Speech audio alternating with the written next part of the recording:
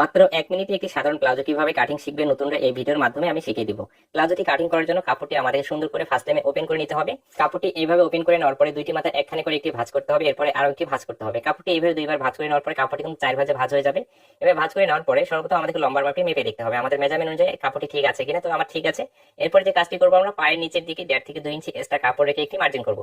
এই মার্জিন আবার ফিতাটি রেখে এই সালোয়ারটি 38 ইঞ্চি লম্বা তৈরি করবো। 38 ইঞ্চিতে এইভাবে মার্জিন করে নিচ্ছি এবং এলাস্টিক লাগানোর জন্য 2 ইঞ্চি এক্সট্রা কাপড় নিয়ে আরো একটি মার্জিন করতে হবে। ওকে, এবার মার্জিনটি করে কমপ্লিট হয়ে গেলে নিচের মার্জিন থেকে 14.5 ইঞ্চি নিচে হাইয়ের জন্য একটি মার্জিন করে নিচ্ছি।